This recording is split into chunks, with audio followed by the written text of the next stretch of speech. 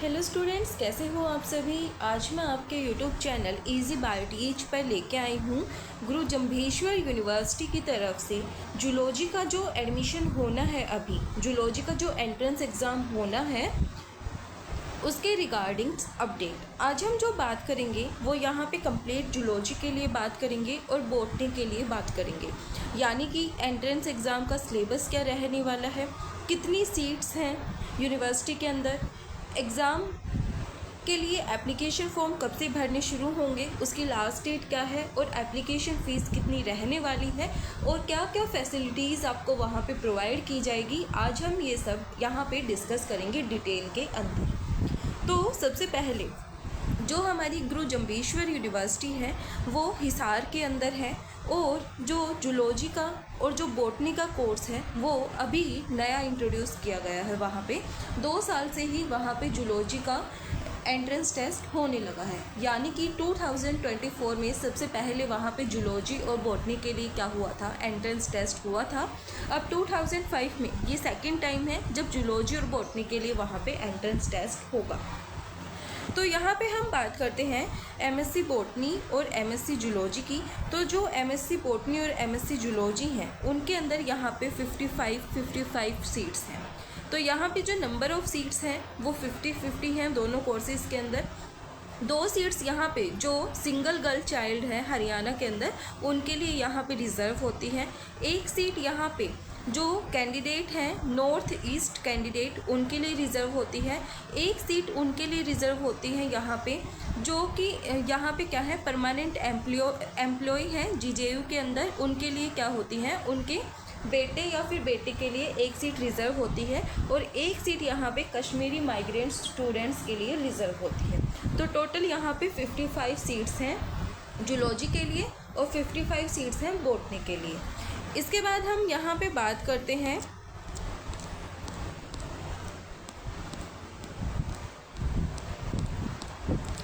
ये हमें पता है 4 सेमेस्टर रहने वाले हैं। हर एक सेमेस्टर के बाद हमारे वहाँ पे एग्ज़ाम्स होते हैं। तो ये हमें बेसिक डिटेल्स हैं जो कि हमें यहाँ पे पता होती हैं। उसके बाद हम बात करते हैं हमारी जो एप्लीकेशन फॉर्म है वो 7 मई 2025 से भरने शुरू हो चुके हैं, एंड इसकी जो लास्ट डेट है वो यहाँ पे 12 जून 2025 रखी गई है। करेक्शन की डेट यहाँ पे 14 जून 2025 रखी गई है, और एडमिट कार्ड आपको यूनिवर्सिटी की वेबसाइट पे 17 जून 2025 को अवेलेबल करवा दी जाएंगी।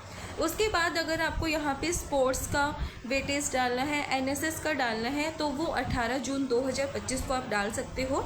और sports and NSS inviting objection regarding weightage तो वो आप 19 जून 2025 तक यहाँ पे कर सकते हो। ये आपको यहाँ पे डेट्स बताई गई हैं जो कि इम्पोर्टेंट डेट्स हमें यहाँ पे बताई गई हैं। उसके बाद हम बात करते हैं एप्लीकेशन फ़ीस कितनी रहने वाली है।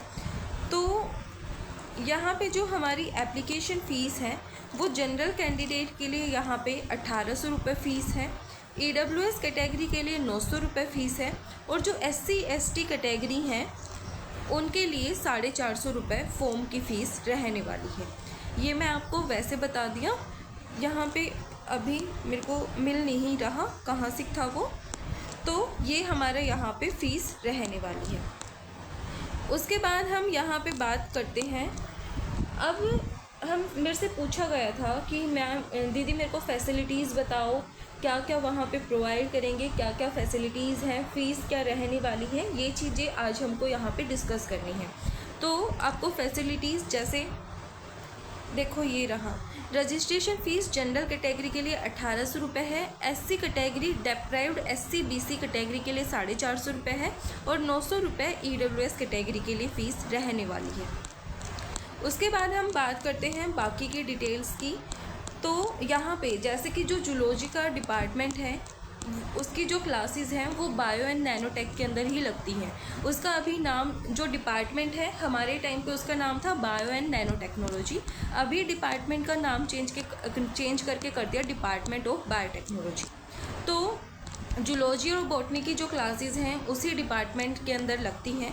वहाँ पे अप्रोक्स 6 क्या है वहाँ पे 6 to 8 हमारी लैब्स थी, अलग अलग टीचर्स की लैब थी, अलग अलग प्रोफेसर्स की लैब थी। वहाँ पे आपको लैब का काम करवाया जाता है। वहाँ पे आपको सारी मशीन्स प्रोवाइड की जाती हैं, जो होती हैं उन पे आपको काम करना होता है। उसके बाद आपको वहाँ पे पहले जो प्रोफेसर्स हैं या फिर जो पीएचडी स्कॉलर्स हैं वो आपको बताएंगे कि आपको कैसे करना है, आपको समझाएंगे। फिर उसके बाद क्या करना है, आपको वो खुद से परफॉर्म करना है। एंड रही बात सिलेबस की, तो जो टीचर्स होते हैं यानी कि प्रोफेसर्स होते हैं वो अपना कंप्लीट सिलेबस करवाते हैं, चाहे कुछ भी हो वो अपना कंप्लीट सिलेबस करवाएंगे। या फिर आपको पीपीटीज पीडीएफ वगैरह भी वो नोट्स के रूप में वो प्रोवाइड कराते हैं।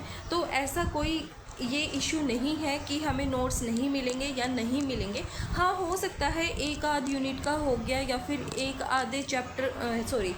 आधे टॉपिक के हो गए, क्योंकि वो आप एमएससी के स्टूडेंट्स हो, आपको खुद से भी अरेंज करने पड़ेंगे, ऐसा कुछ नहीं है।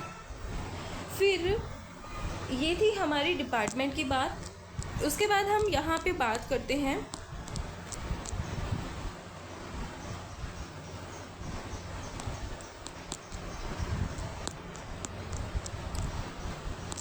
हमारी जो जूलॉजी का एंट्रेंस एग्ज़ाम है वो किस डेट को होने वाला है एंड काउंसलिंग की डेट्स क्या रहने वाली है।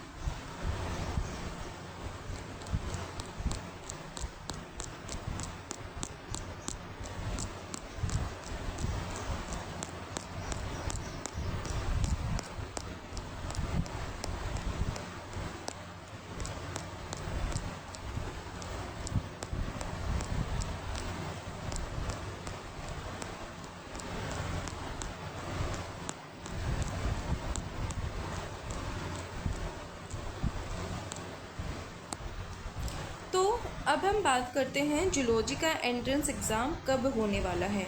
एमएससी जूलॉजी और एमएससी बॉटनी की हम यहाँ पे बात कर रहे हैं।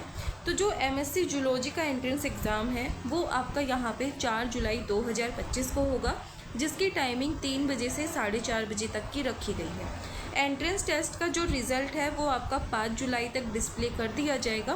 उसके बाद पहली काउंसलिंग आपकी है 8 जुलाई की, दूसरी काउंसलिंग है 14 जुलाई की और तीसरी काउंसलिंग है 21 जुलाई की। ये बात हो गई यहाँ पे फिज़िक्स की। फिर उसके बाद हम देखते हैं एमएससी बॉटनी का। तो जो एमएससी बॉटनी का एंट्रेंस है वो आपका 11 जुलाई को होगा, जिसका टाइम है 12:30 से 2 बजे तक का। यहाँ पे रिज़ल्ट आपका 12 जुलाई तक ही क्या कर दिया जाएगा, डिस्प्ले कर दिया जाएगा। पहली काउंसलिंग होगी वो हमारी 15 जुलाई को होगी, दूसरी काउंसलिंग होगी वो हमारी 18 जुलाई को होगी और तीसरी काउंसलिंग होगी हमारी 21 जुलाई को। इसके बाद हम यहाँ पे बात करते हैं फ़ीस स्ट्रक्चर की।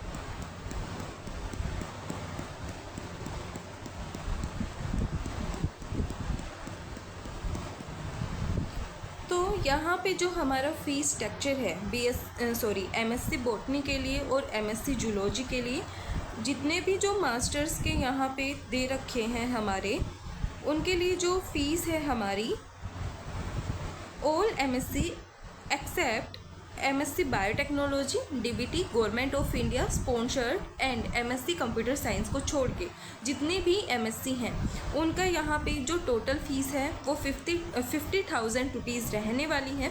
फर्स्ट सेमेस्टर में आपको 29,500 रुपये फ़ीस देनी है, सेकेंड सेमेस्टर में 25,000 रुपये पे करने हैं, थर्ड सेमेस्टर में आपको 27,650 रुपये देने हैं और फोर्थ सेमेस्टर में 26,250 रुपये आपको यहाँ पे फ़ीस पे करनी है। यानी कि सेकंड ईयर में आपकी जो फ़ीस है वो 52,500 रुपये तक रहने वाली है। ये हमारे यहाँ पे फ़ीस स्ट्रक्चर रहने वाला है for the GJU university MSc zoology and MSc botany. अब हम बात करते हैं हमारे सिलेबस की। तो ये जो सिलेबस है वो मेरे पास 2024 का सिलेबस है। अभी नया सिलेबस यूनिवर्सिटी की साइड से रिलीज़ नहीं किया गया है। जैसे अगर ज़्यादा कुछ चेंजेस नहीं होते सिलेबस के अंदर, फिर भी अगर कुछ होता है तो जैसे ही नया सिलेबस अपडेट होगा वैसे मैं आपको बता दूंगी। लेकिन इस सिलेबस से आप अपनी तैयारी कंटिन्यू कर सकते हो, आप अपनी तैयारी कर सकते हो। तो अब हम बात करते हैं एमएससी जूलॉजी के एंट्रेंस सिलेबस की। यहाँ पे जो जीजेयू यूनिवर्सिटी है वो एंट्रेंस टेस्ट लेती है for the MSc zoology admission. तो यहाँ पे जो पेपर है हमारा वो 100 मार्क्स का होता है। उसके अंदर 100 एमसीक्यू हमें प्रोवाइड किए जाते हैं जो कि एमसीक्यू टाइप क्वेश्चंस होते हैं।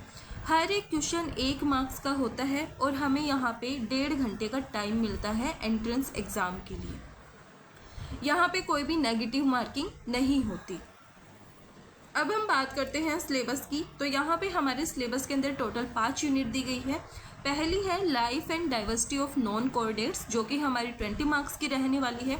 सेकंड है life and diversity of coordinates जो कि हमारी 20 मार्क्स की रहने वाली है। थर्ड यूनिट है सेल बायोलॉजी एंड जेनेटिक्स की, ये भी हमारी यहाँ पे 20 मार्क्स की रहने वाली है। फोर्थ यूनिट है biochemistry, mammalian physiology and development biology, ये भी 20 मार्क्स की रहने वाली है। Ecology, evolution, aquaculture and pest management, ये भी हमारी यहाँ पे 20 मार्क्स की रहने वाली है। तो हर एक यूनिट का इक्वल वेटेज यहाँ पे रहने वाला है। अब हम बात करते हैं यूनिट 1 के अंदर कौन कौन से हमारे टॉपिक्स आएंगे।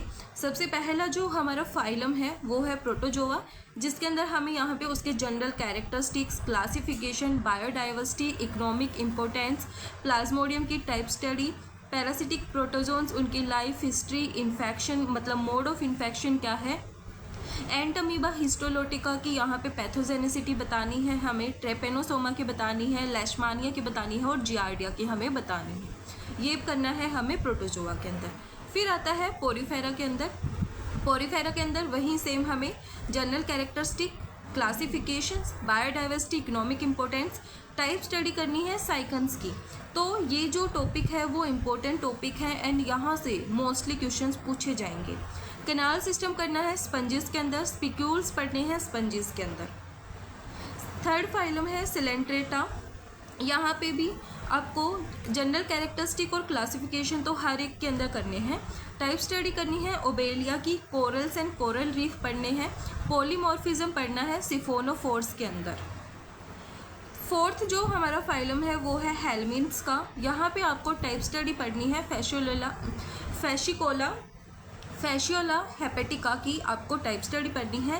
हेलमिन्ट्स जो कि पैरासाइट है उनका ब्रीफ अकाउंट पढ़ना है, उनकी लाइफ हिस्ट्री पढ़नी है, उनका मोड ऑफ इन्फेक्शन और पैथोजेनिसिटी पढ़नी है।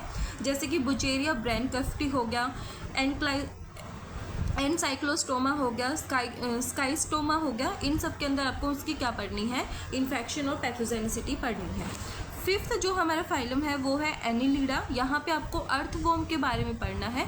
अर्थवॉर्म के अंदर जो लंग्स हैं वो कैसे प्रेजेंट होते हैं, इसका मोड ऑफ रिप्रोडक्शन कैसा है, ऐसे क्वेश्चंस आपसे यहाँ पे पूछे जाएंगे।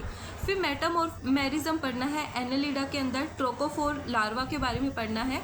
सिक्स जो हमारा फाइलम है वो है आर्थ्रोपोडा, यहाँ पे आपको ग्रास होपर की स्टडी के बारे में पढ़ना है।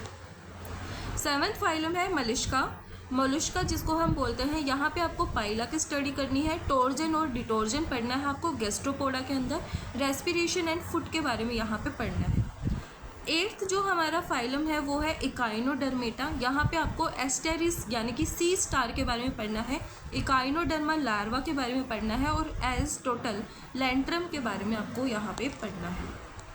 हेमिकोर्डेटा हमारा लास्ट फाइलम है, यहाँ पे आपको जनरल कैरेक्टरिस्टिक और जो बैलेनोग्लोसस है उसकी आपको टाइप स्टडी यहाँ पे करनी है। सेकंड जो यूनिट है वो है life and diversity of coordinate, तो आपको यहाँ पे कोऑर्डिनेट्स का ओरिजिन, इवोल्यूशनरी ट्री ये पढ़ना है। उसके बाद आपको प्रोटोकोऑर्डिनेट्स के अंदर पढ़ना है उसकी position, distribution, ecology, morphology, affinities, यूरोकोऑर्डिनेटा, हाइडमानिया की टाइप स्टडी पढ़नी है। सिफेलोकोऑर्डिनेटा, एम्फिओक्सिस की टाइप स्टडी आपको पढ़नी है। साइक्लोस्टोमा के अंदर आपको पेट्रोमाइजोन की टाइप स्टडी पढ़नी है। पाइसिस के अंदर आपको स्केल्स और फिन्स के बारे में पढ़ना है। पेरेंटल केयर पढ़नी है फिशेस की, फ़िश का माइग्रेशन पढ़ना है, टाइप स्टडी करनी है लेबियो की। इसके लिए मैं आपको जो बुक प्रिफ़र करूँगी वो है यहाँ पे कोटपाल की बुक। वो बुक आपके लिए सफिशिएंट है एंड आप यहाँ पे मतलब उस बुक से आप हर एक चीज़, हर एक वर्ड को क्या कर सकते हो, ग्रैब कर सकते हो, यानी कि वहीं से क्वेश्चन डायरेक्ट पूछे जाएंगे आपको एंट्रेंस एग्ज़ाम के अंदर। अगर आपके पास बुक नहीं है तो आप यहाँ पे गूगल के ऊपर सर्च करना, आपको उसके कुछ ना कुछ फ्रंटियर मिल जाएंगे, कुछ ना कुछ पेजेस आपको मिल जाएंगे कोटपाल के, और हो सकता है पूरी कॉपी भी मिल जाए। लेकिन मेरे पास बुक थी, मतलब मैंने लाइब्रेरी से इशू करवा रखी थी, तो मेरा ऐसा कुछ नहीं था। मेरी जो ग्रेजुएशन है वो यहाँ पे जूलॉजी से है, तो मेरे को इतनी दिक्कत नहीं हुई थी जब मैंने कोटपाल से करा था। तो अगर आपके पास कोटपाल नहीं है तो आप यहाँ पे गूगल को या फिर यूट्यूब को क्या कर सकते हो, फॉलो कर सकते हो, आप वहाँ से तैयारी कर सकते हो। एम्फीबिया के अंदर आपको पढ़ना है ओरिजिन, इवोल्यूशनरी ट्री और फ्रॉग की टाइप स्टडी। रेप्टाइल यानी कि रेप्टाइला की जो है उसके अंदर आपको टाइप स्टडी पढ़नी है लिजार्ड की। पॉइजनस और नॉन पॉइजनस स्नैक्स के बारे में पढ़ना है। पॉइजनस अपैरेटस इन स्नैक्स के अंदर ये आपको पढ़ना है यहाँ पे।